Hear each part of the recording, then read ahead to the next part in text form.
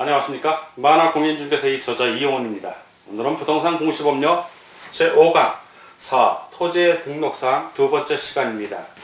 저번 시간엔 토지의 등록사항 1을 배웠는데, 토지의 등록사항 그러면 토지 한 필지를 중심으로 지적소관청이 지적공부에 등록해야 되는 그 등록할 내용을 얘기하는 겁니다.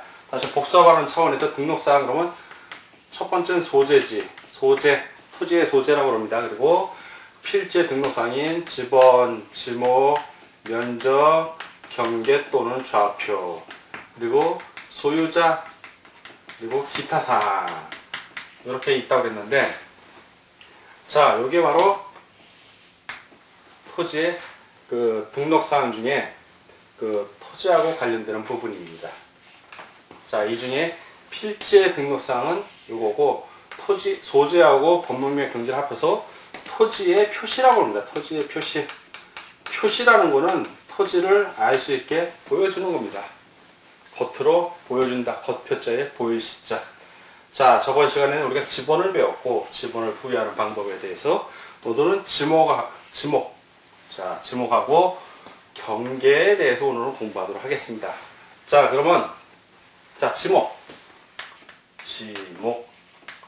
땅의 주된 용도에 따라서 땅의 종류를 구분한 겁니다. 자, 지적에 관한 법률에서는 지목을 28지목으로 구분을 합니다. 그러면 하나의 필지에는, 자, 중요한 원칙이다. 한 필지에는 반드시 지목이 몇 개다? 한 개의 지목입니다. 한 개의 지목.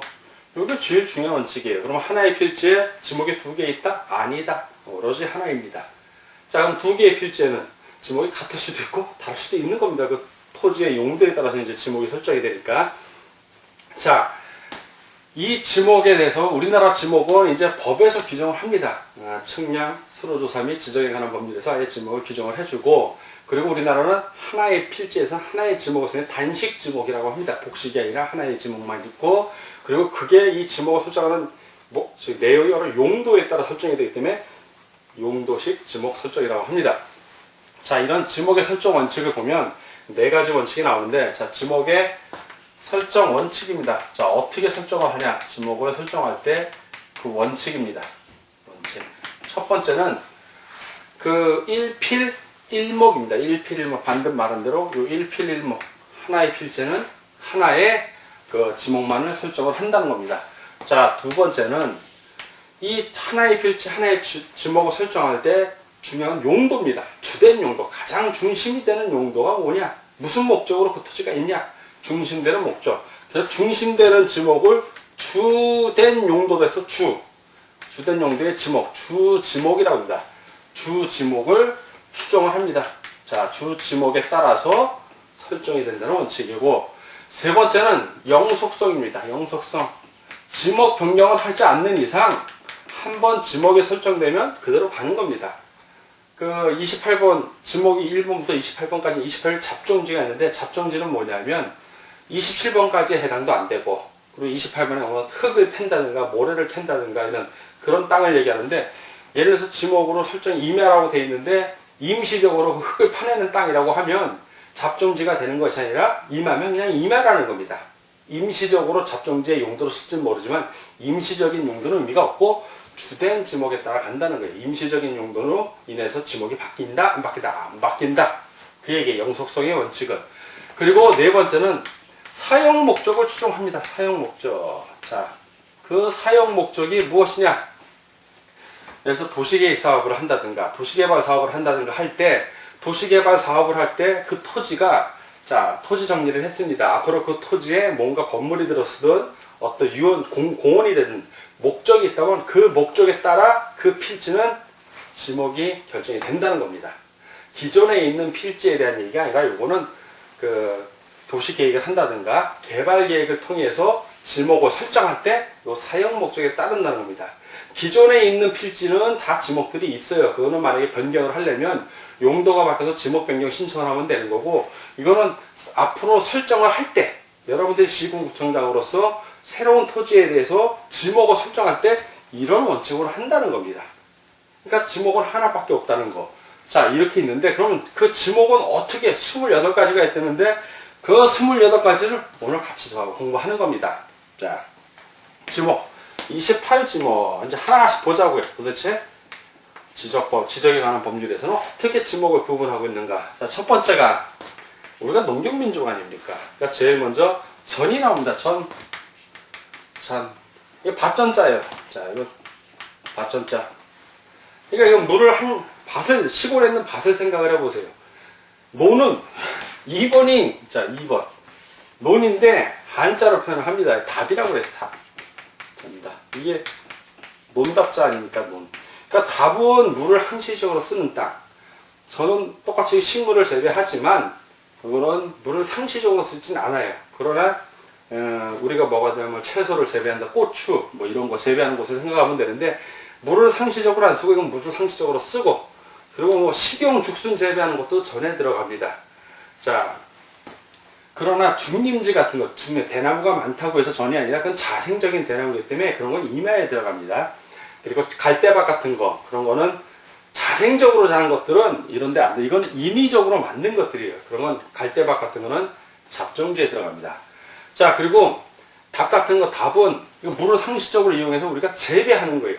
벼를 재배한다든가, 뭐 연이나 왕골 같은 거 재배하는 거, 그건 답이지만 왕골이나 연이 자생적으로 자라는 거, 그런 거는 답이 아니고 자생적으로 자라는 거기 때문에 그런 거는 주로 연이나 왕골이 자생적으로 자라는 데는 물들이 많아요. 그런 거는 물이 고여 있는 곳이기 때문에 거의 유지입니다. 유지. 이거는 의도적으로 인간의 노동 힘을 가한 것. 전이나 답은 그렇고. 자, 세 번째는 과수원이다. 과수원. 과수식물, 사과, 배, 감나무 뭐 이런 거 생각하시면 됩니다. 이런 걸 집단적으로 재배하는 걸 말하고 유실수가 자생하는 거, 뭐 감나무가 스스로 큰다든가 한두 개 그런 것들은 과수원이라고 합니다. 이거는 집단적으로 인간이 재배하는 걸 과수원이라고 말합니다. 자, 그리고 네 번째는 이제 목장용지입니다. 목장용지. 이거 목장용지는 소나 돼지가 방목하는 곳에 그 초지가 있는 곳을 얘기하는 거예요. 그냥 소나 돼지를 방목을 하는데 풀이 자라고 있어. 그런 건 임야라고 그러고 이거는 인위적으로 목장을 만들려고 작정을 한 거죠. 자, 이런 것들은 인간의 힘이 들어간 거고 그 목장용지에 접속된 부속시설물의 토지도 역시 목장용지에 들어가는 겁니다. 자, 전닭, 과수원, 목장용지. 특히 이 중에 전닭, 과수원을 일반적으로 우리가 농지라고 합니다. 이거 농지. 전닭, 과수원 일반적으로. 그 농지법에 다시 또 농지에 대한 규정이 따로 있는데 일반적으로는 그렇다는 겁니다. 전닭, 과수원. 자, 네 번째까지 했고 다섯 번째. 자, 다섯 번째 임야입니다. 임야. 자, 임야. 아, 선생님, 임야도에 있는 건 다 임야 아니에요? 아, 그렇지 않아요. 임야도에도 지목이 다 따를 수가 있어요. 임야대장에 있는 것도. 임야대장에 들어가는 토지라 하더라도 거기에 별장 같은 게 있을 수 있거든요. 그런 건 다 돼요. 임야도에 있다 하더라도. 임야라는 건 토지대장에도 임야가 있을 수 있는 거고, 임야대장에도 임야가 있을 수 있는 겁니다. 이건 지목으로서 임야지, 임야대장에 있는 땅에 임야를 얘기하는 건 아니다. 자, 임야. 이게 산림이라든가 원야, 들판 같은 거, 이루고 있는 땅들을 얘기하는 겁니다. 임야 그러면. 그리고 중림지, 중림이 스스로 한 거, 암석지, 갈대밭, 모래밭 이런 것들도 다 임야인데 하천 부지에 있는 모래 있죠? 그건 하천이에요. 그건 임야라고 안 합니다. 자, 그러니까 임야. 그리고 강 등에 인접한 것도 하천이고. 자, 그리고 여섯 번째 임야 다음에 이제 여섯 번째는 이제 광천지. 광천수 뭐 이런 거 떠오르잖아요. 땅에서 뭐가 용출 막 나오는 거야. 광천지 그러면 지하에서 뭐 온수라든가 약수라든가 석유 같은 게 나와. 그건 광천지라고 합니다. 광천지. 자, 일곱 번째는 염전. 염전 소금 만드는 곳이죠. 바닷가에 있죠, 염전은. 내륙에 염전이 있다는 얘기는 못 들었을 거예요. 바닷물을 끌어들여서 증발해서 말리는 그 염전. 염전을 만드는 그 건물 같은 것들도 다 염전에 들어갑니다. 염전 부지에. 그러나 인위적으로 동력을 이용해서 바닷물을 끓여갖고 소금 만드는 공장용지. 그건 공장이야. 이건 자연적으로 인위적인 게 가미됐다 하더라도 수설물과 민물에 의해서 들어온 물 갖고 염전을 만드는 걸 얘기합니다. 자, 8번.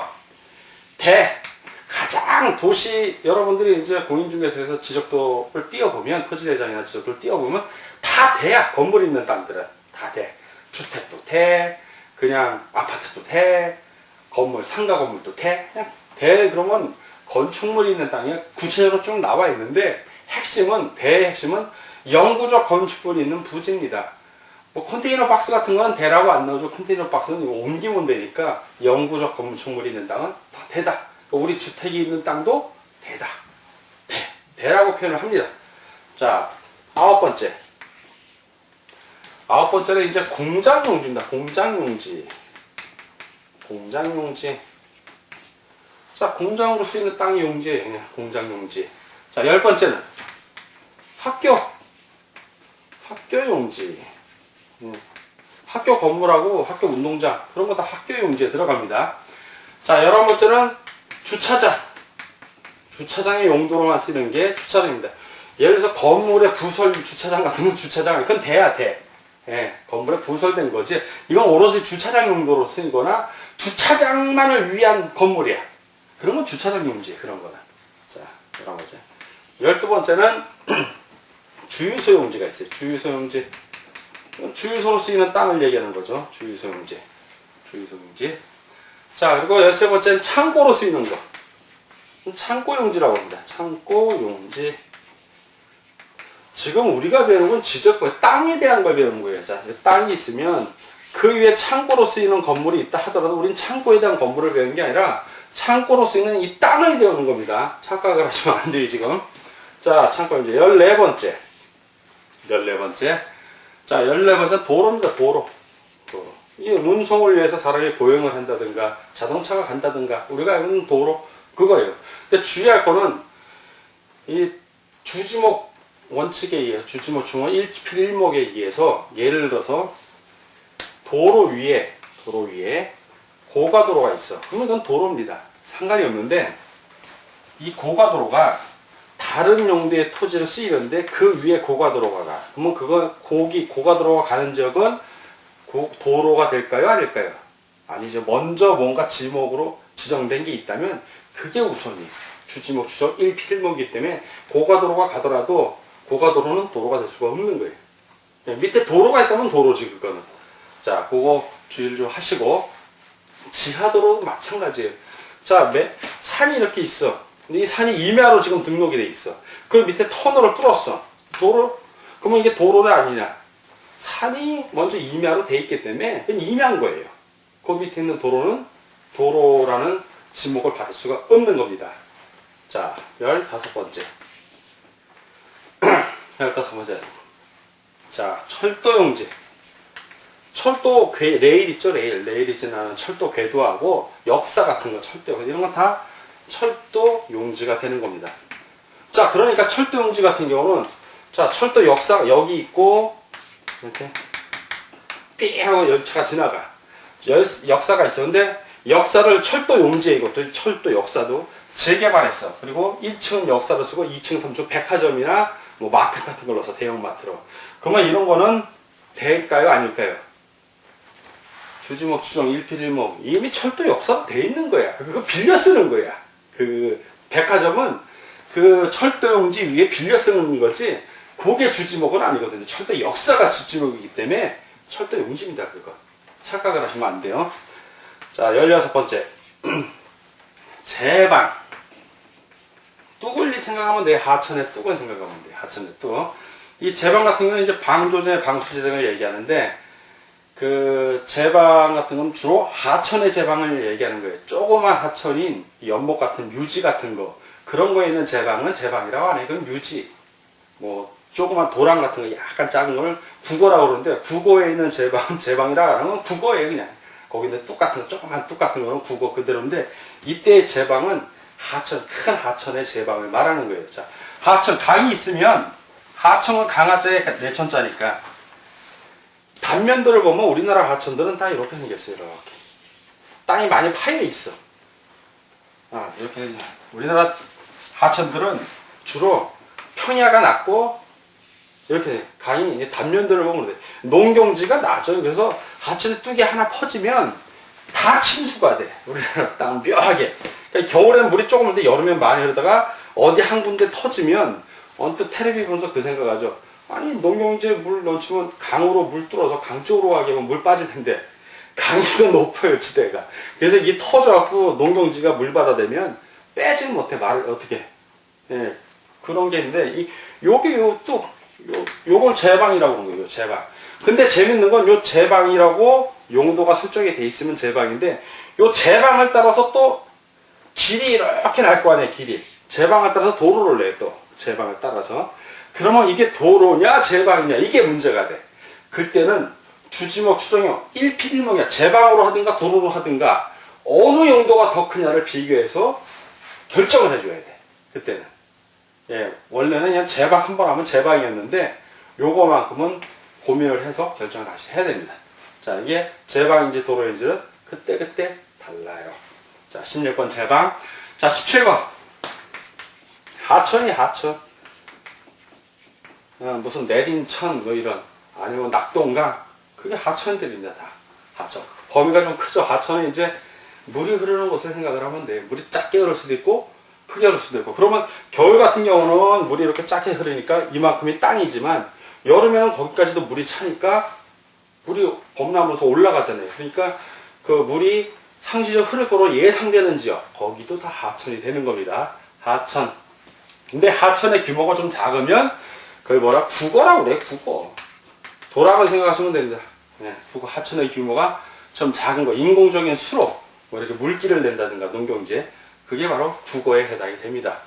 자, 19번은 연못 같은 것은 호수, 연못 이런 것들, 물이 고여있는 거. 왕골들이 단체로 자라고 있어. 근데 왕골이나 연 같은 건 물이 많아야 돼. 그런 거 다 유지가 되는 거예요. 머무를 유자에 땅지자에 물이 머물러 있는 땅이란 뜻입니다. 유지. 자, 20번째 양어장. 어린 물고기를, 새끼를 부화시키는 곳을 얘기해요. 근데 웃긴 게 아니라 양어장은 내륙에 있는 양어장은 양어장이에요. 그러니까 지적법은 우리나라 토지를, 자, 이렇게 토지가 있으면 양어장을 바다에다 만들었어. 그거는 양어장이다, 아니다. 우린 지금 지목, 땅을 배우는 거야. 바다에 있는 건 의미가 없어. 바다에 있는 건 지목 설정을 안 해. 이거 땅이 아닌데. 지목을 설정할 때는 항상 원칙이 그 최고 만수, 해면이든 바다든 강이든 육지가 있고 이렇게 물이 있다면, 강이든 물이든, 이 낮을 때 간조가 있고 만조가 있을 거예요. 만조 위만 대상으로 하는 겁니다. 자, 그러니까 바다에 있는 것들은 의미가 없어요. 그냥 양어장이 아닙니다. 자, 21번.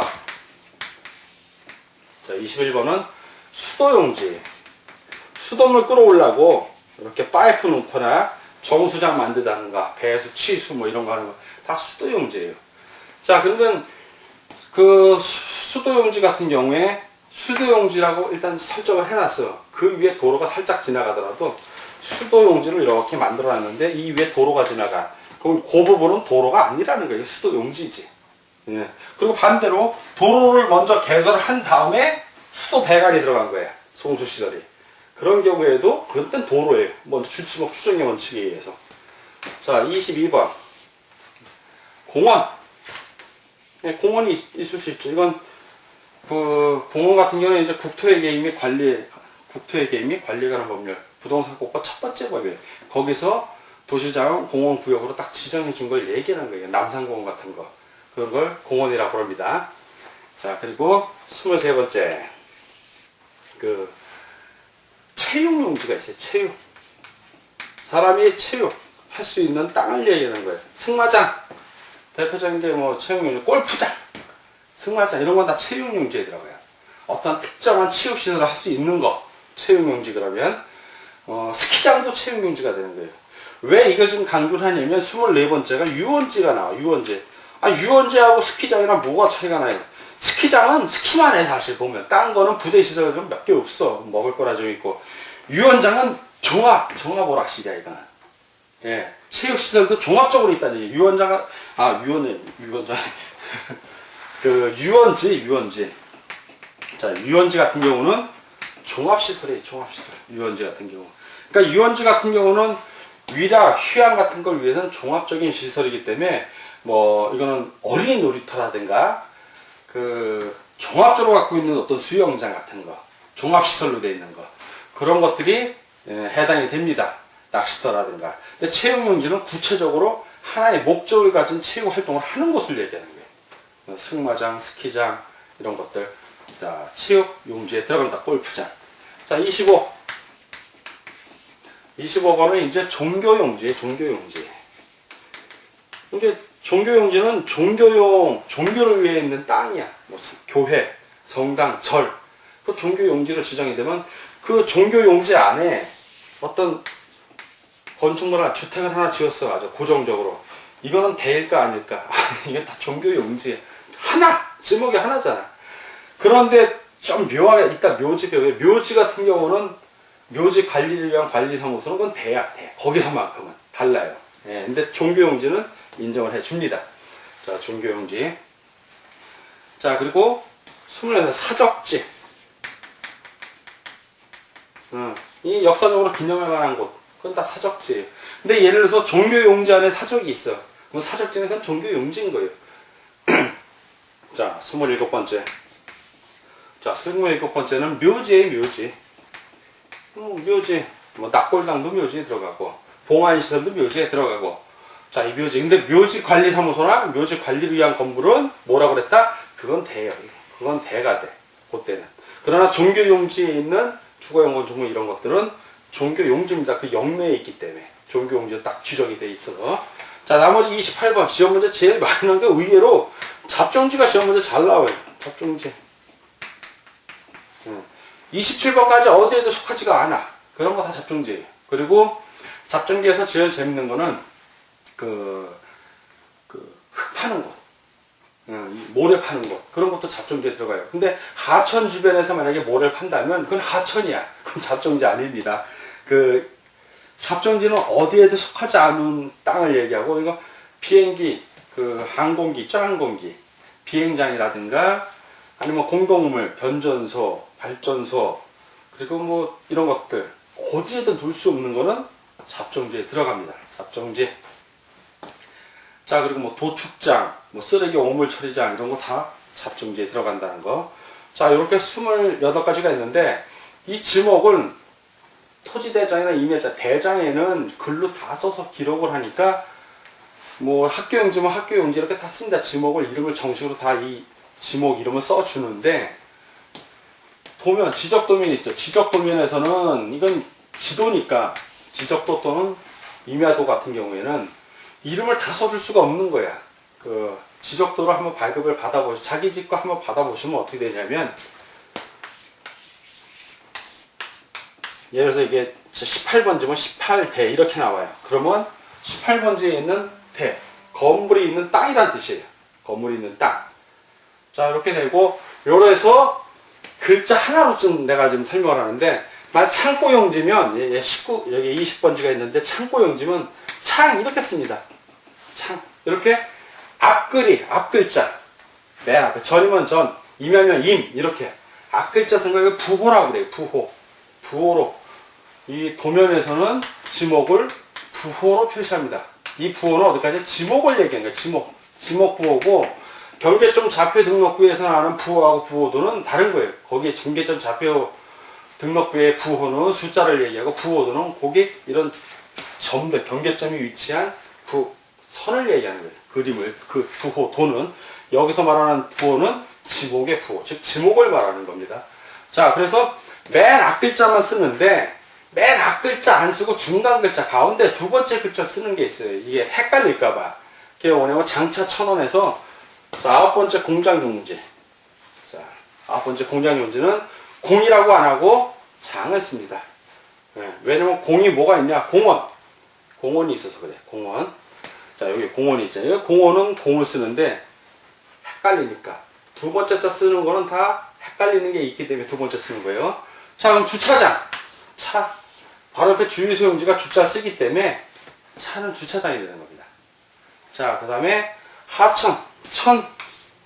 하천은 하자가 있는 건 없어. 근데 학교 용지가 있고 비슷한 다 발음이 나는 게 있기 때문에 하천, 천을 씁니다.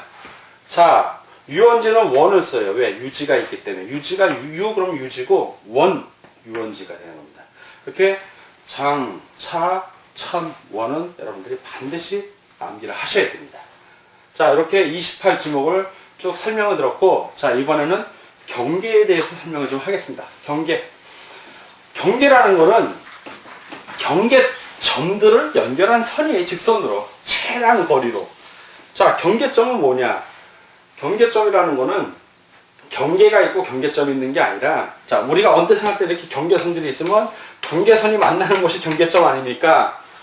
이거는 수학적인 그림 그릴 때 이고, 이게 아니라 지적에 관한 법률에선 경계되는 점들을 먼저 잡아요. 경계되는 점. 그 점들을 연결한 거야. 그게 경계점입니다.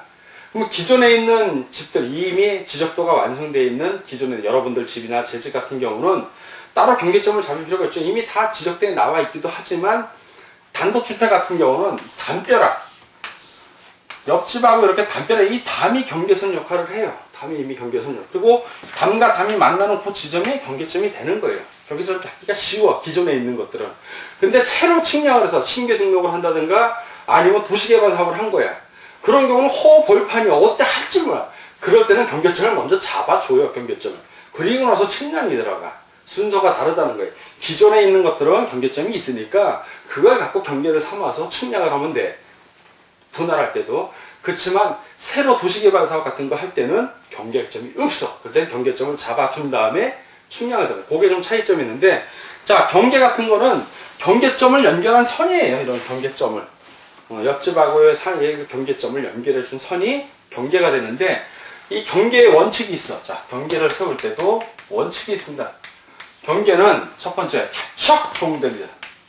축척을 따라가는데, 따를 종자에 어떤 축척을 따른다? 대축척을 따르는 거예요. 축척이 큰 거 자세하니까. 그림이 크게 나와 있으니까 대축척을 따르는 거예요. 소축척은 너무 많은 게 들어가 있기 때문에 그림이 복잡해요.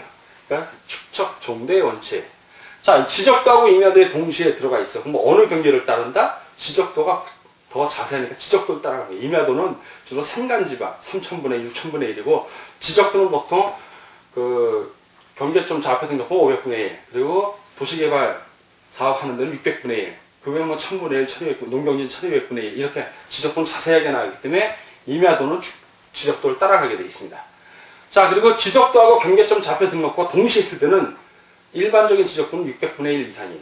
그리고 경계점 좌표 등록부는 500분의 1이기 때문에 경계점 좌표 등록부의 지적을 따라가게 되어 있습니다. 축적은 큰 걸 따라간다. 축적, 정대의 원칙. 두 번째, 경계는 나눌 수 있다 없다? 나눌 수가 없어요. 불가분이야. 자, 예를 들어서 옆집하고 담을 이렇게 나눠놨어요.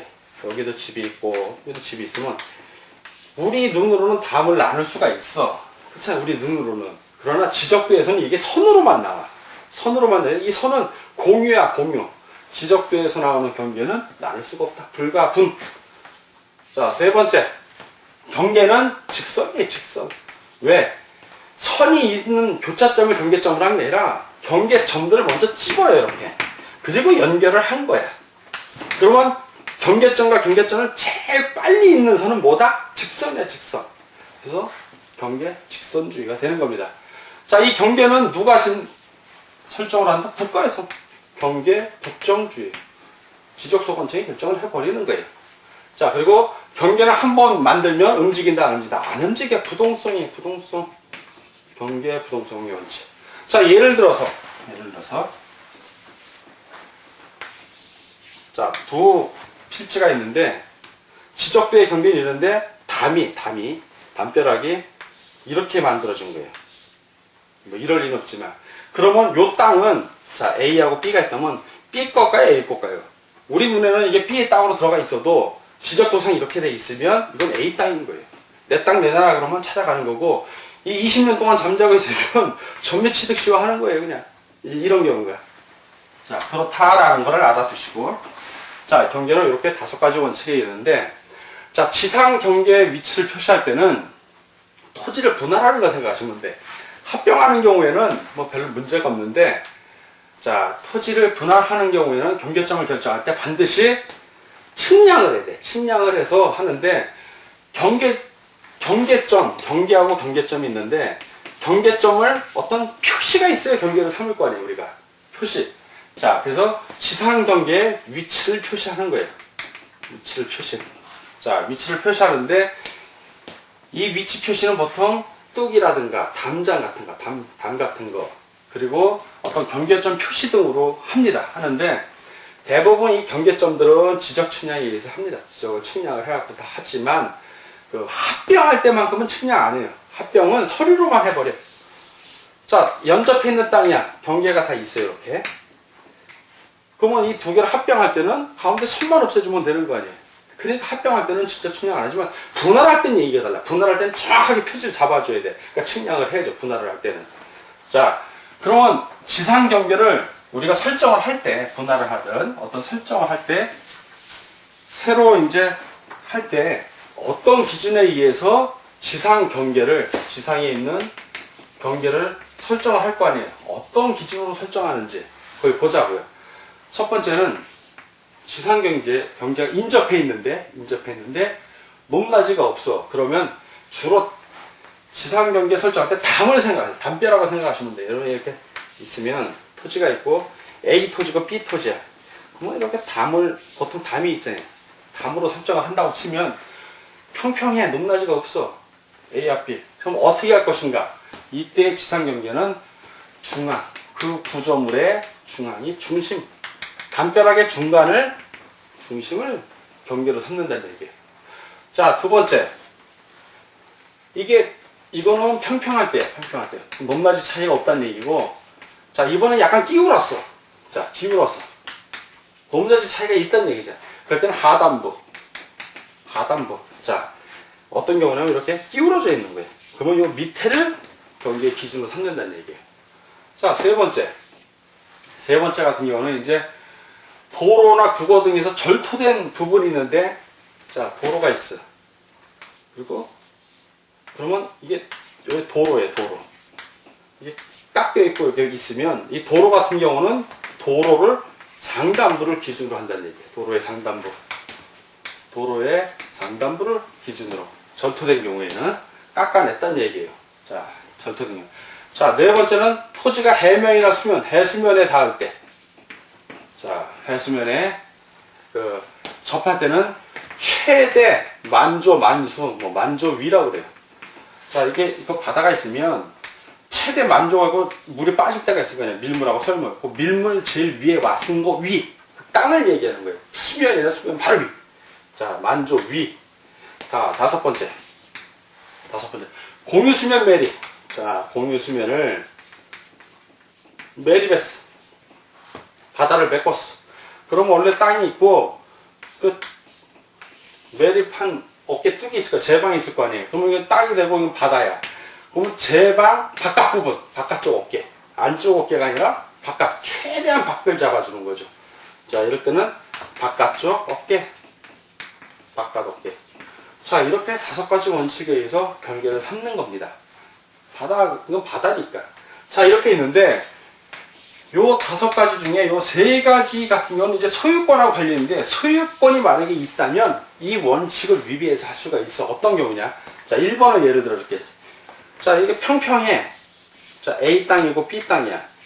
그러면 중앙에 경계를 하는데, A가 담벼락을 지을 때 자기 땅 안쪽에다 담을 지은 거야. 자기 땅 안쪽에다. 그러면 경계를 가운데로 해야 돼요? 아니면 이쪽, 바깥쪽으로 해줘야 돼?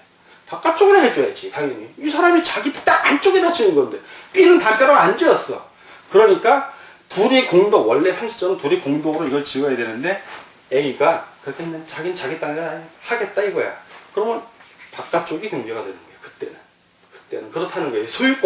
소유권하고 관계됐을 때는, 소유자가 다른 경우는 1, 2, 3번 규정이 있다 하더라도, 그 소유권을 존중해 주는 겁니다. 존중해 주는 거예요. 자, 그리고 지상에 경계점을 설치한 다음에 경계점을 먼저 막 넣고 그리고 나서 측량을 해서 분할하는 경우가 있어. 이건 어떤 경우냐면 기준이 없어. 경계할 기준이 없는 거야. 어떤 경우? 도시개발 사업하려고 싹 경지적 평탄하게 한 거야. 택지 정리를 했어. 허벌판이야. 뭘로 해? 그럴 땐 경계점 처지를 먼저 놓고 그리고 나서 측량을 하는 겁니다. 도시개발 같은 경우. 그리고 이제 분할을 할 때 지상 경계점 표지 같은 경우는 이제 허벌판인데 마찬가지로 토지를 분할하는 경우도 마찬가지입니다. 내 땅이 있는데 이걸 반을 쪼개서 팔려면 얼마큼 팔지 모르니까 표지를 먼저 만들어 놓습니다. 그리고 그 표지에 의해서 측량을 한 다음에 그 표지에 의해서 땅을 파는 겁니다. 자, 이렇게 하고 그리고 분할을 할 때는 만약에 요 가운데 건물이 있다면 건물에 걸리게 분할을 하면 안 돼요. 분할하면 건물에 안 걸리게 해야 되는데 걸리게 하는 경우도 있긴 해요. 예외적으로 뭐 법원에 확정 판결을 받는다든가 공공사업용 토지로 들어갔다든가 아니면 그 도시개발 사업 등 그 도시계획 구역 안에 있다든가 그 경계에 걸친다든가 이런 경우에 예외적으로 허락을 하죠. 일반적으로 그 개인이 자기가 갖고 있는 토지를 팔 때는 이런 건물에 걸리게 경계를 설정을 안 합니다. 그렇게 안 되게 돼 있어요. 상황이. 자, 오늘은 토지에 등록한 두 번째 시간으로서 지번에 대한 거, 지목에 대한 거 쭉 같이 공부했고 지목의 원칙, 설정 원칙 그리고 지목의 28지목에 대한 종류별 내용을 알아봤고 그 다음에 경계. 자, 경계를 어떻게 설정하는지 경계의 원칙, 축적 종대의 원칙부터 해서 좀 배웠고 그리고 이 경계 설정하는 그 기준 5가지를 같이 배웠습니다. 자, 다음 시간에 면적에 대해서 배우도록 하겠고 이 부분 다시 한번 또 숙지해서 공부해 주시기 바랍니다. 오늘 공부하느라고 수고하셨습니다. 감사합니다.